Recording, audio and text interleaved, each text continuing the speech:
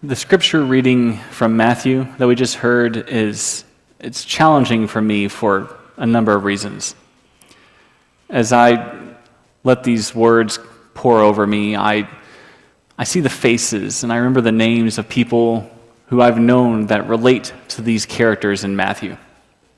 Individuals who find themselves in Matthew's shoes, or people who wake up each day with lifelong illnesses, like the woman who bled for 12 years, or dear friends who have experienced the heartbreaking loss of children too early in life. It makes preaching this text difficult because at times it feels shallow. It's tempting to make a quick connection and say that Jesus heals the sick, the broken, the dying. But I know too many faithful Christians who have not received healing, like in Matthew 9. And the sermon just feels incomplete if you do it that way. So I wrestle with these stories, and I try to connect them to my own experiences, and I can't help but think in particular of my friend Glenn. I've mentioned Glenn in my sermons before, and we've prayed for him often. I mention him again today because it's through his perspective that I hear the stories from Matthew 9. Glenn has been living with chronic nerve pain for the past 15 years. To put it simply, his body is convinced that he is in pain even when he is not. Nerve pain is constantly coursing through his body. It started in his foot and eventually spread to one leg and then both legs and then both arms and now up his torso. Glenn used to be a preacher. He used to be a teacher. He used to be a writer. He's a father. He's a grandfather. But this condition of his, this plague, has disrupted and redefined his entire life. He can no longer teach or preach or write due to the pain that he experiences, making it impossible for him to focus. It took him months of physical training just to walk his daughter down the aisle. His life isn't what it used to be 15 years ago. His pain has become the defining factor in his life. It limits what he can do. It limits how he exists and who he is. Over the years, Glenn has challenged me and many others not to preach those shallow sermons with promises that we cannot keep. He reminds me that hope is a dangerous thing, but he also embodies faith in a life filled with pain and despair. He holds both of those things in tension. He wakes up each day walking in the shoes of Matthew, experiencing the pain of the bleeding woman and carrying the grief of a life lost. Like Glenn, Matthew, and the other tax collectors and sinners lumped into the story, those who Jesus dined with, they lived with labels that defined who they were and how society treats them. Those tax collectors were distrusted. They were outcast. They were spurned due to their career and their association with the Roman Empire. Whether true or not, society had made up its mind about them. Their character had decided what their place in the world was. And just like Glenn, the woman who suffered from bleeding was cut off from the world that she used to live in, all because of an illness. According to religious and societal laws, her bleeding rendered her unclean. She was not to be touched for 12 years, no contact. She was not to be allowed in certain public places. She was likely even cast out of the city walls and separated from her home, her family, her friends. Her life was completely uprooted and redefined by her illness. And similarly, the death of this little girl, it isolated her family. It labeled them as different. Death was also considered an impurity. And although it's temporary, unlike the woman who is bleeding constantly, it ostracized the entire family as impure. Because their little girl died, they too were temporarily cut off from everyone else when they needed everyone else the most. Moreover, the death of a child leaves a scar, doesn't it? The one that never truly heals. It threatens to derail an entire family's hopes, their dreams, their love for life. It separates an entire family from the rest of the world, a world which struggles to comprehend that unique pain and the loss that they face. And at that moment in all three of these people's lives, just then, Jesus entered into their worlds.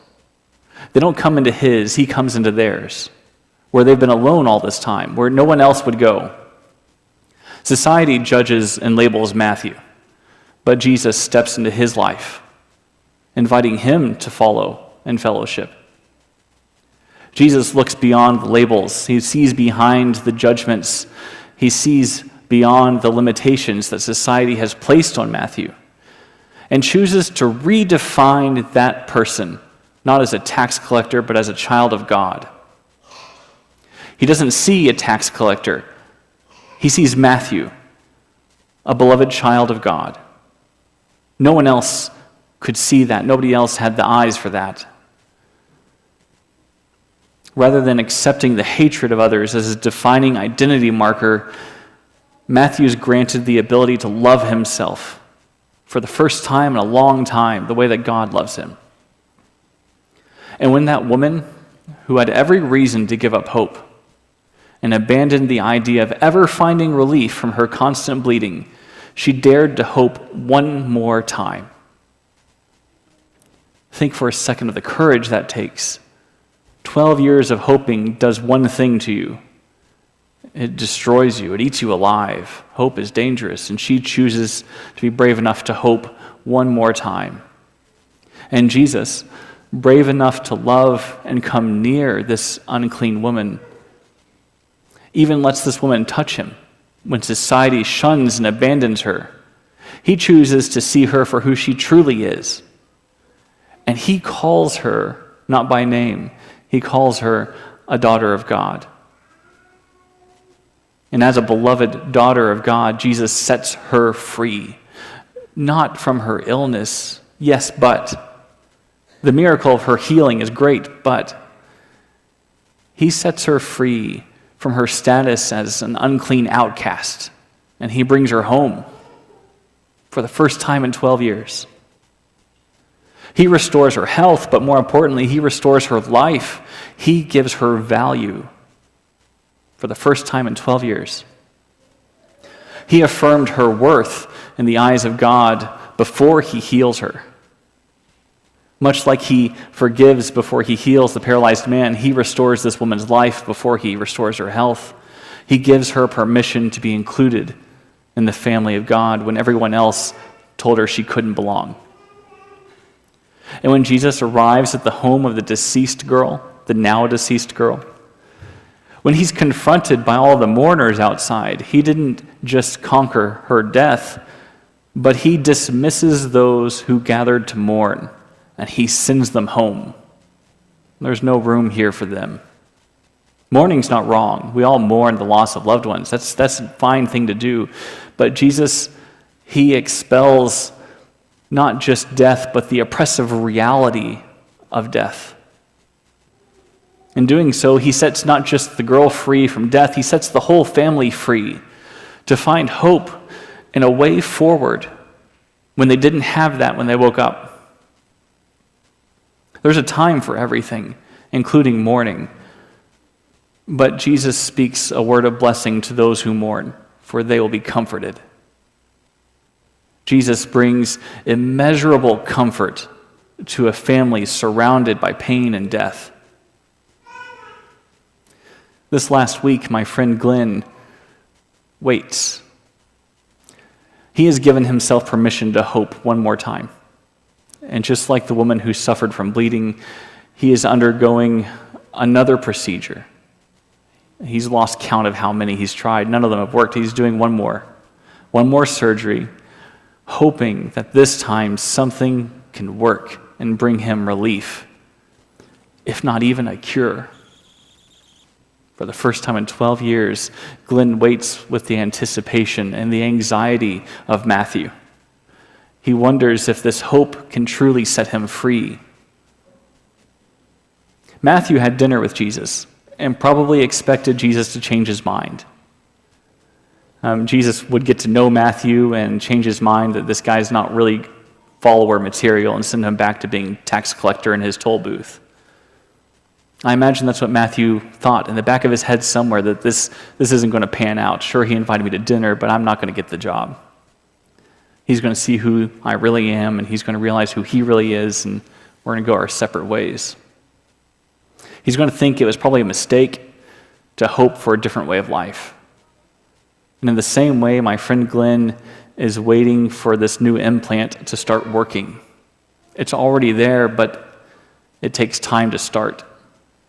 And he's wondering if this will be the time, or if it will be like every other time, every other attempt to treat his pain. Is it going to work this time? But probably not.